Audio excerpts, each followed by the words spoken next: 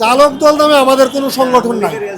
বাংলাদেশ এটা আওয়ামী লীগের এজেন্ট এবং শেখ হাসিনার নির্দেশে এই ধরনের সংগঠন, তারা স্বঘোষিত সংগঠন তৈরি করে।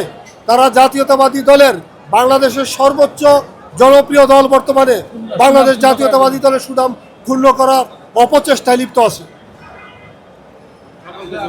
গুলশান কনকর্ড কটেজে একদল দুর্বৃত্ত অনধিকার প্রবেশ করিয়া সেখানে লুটপাট করে, পরে আইনশৃঙ্খলা পরিস্থিতি এসে তাদেরকে নিয়ন্ত্রণ করার পর আমরা বিভিন্ন অনলাইন পত্রিকার মাধ্যমে জানতে পারি যে তারা দাবি করে তারা বাংলাদেশ জাতীয়তাবাদী চালক দলের সভাপতি এবং সাধারণ সম্পাদক।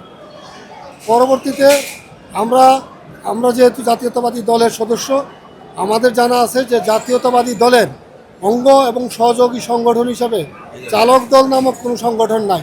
এবং আমরা ইহা আরও স্পষ্টভাবে প্রতিমান হয়েছে যে তারা বাংলাদেশ জাতীয়তাবাদী দলের ভাবমূর্তি জাতির কাছে ক্ষুণ্ণ করার জন্য এইভাবে এই দুর্বৃত্তায়ন করে বাংলাদেশ জাতীয়তাবাদী দলের উপর দোষ চাপিয়ে দিতে চেষ্টা করতেছে শেখ হাসিনার নির্দেশে। এবং আজকের এই মামলার দ্বারা জননেতা জনাব তারেক রহমানের ক্লিয়ার মেসেজ, সেটা হলো এই দলের নাম ভাঙিয়ে কোনো যদি অপকর্ম করে সে যত শক্তিশালী হোক তাকে আইনের আওতায় আসতে হবে, আইনের আশ্রয়ে আসতে হবে। এবং তার বিরুদ্ধে দল যদি দলেরও হয়, আর তারা যেহেতু দলের বাইরে, তারা আইনগত পদক্ষেপ নেওয়া হয়েছে, তারা আইনের আওতায় আসবে এবং তারা অচিরেই গ্রেফতার হবে এবং তাদের বিচার কার্যক্রম শুরু হবে। এর নাম ঠিকানা তো আমরা ইতিমধ্যে সংগ্রহ করেছি। তাদের নামে ইতিমধ্যে আরও একটা মামলা গুলশান থানায় হয়েছে। আর আমি কিন্তু বারবারই আমরা বলতেছি, তারা হলো ফেসিবাদের দূষর এবং শেখ হাসিনার নির্দেশে তারা বাংলাদেশ জাতীয়তাবাদী দলের ভাবমূর্তি নষ্ট করার জন্য এই সমস্ত অপপ্রয়াসে লিপ্ত আছে। জাতীয়তাবাদী চালক দলের নামে তাদের নেতা জুয়েল খন্দকার গং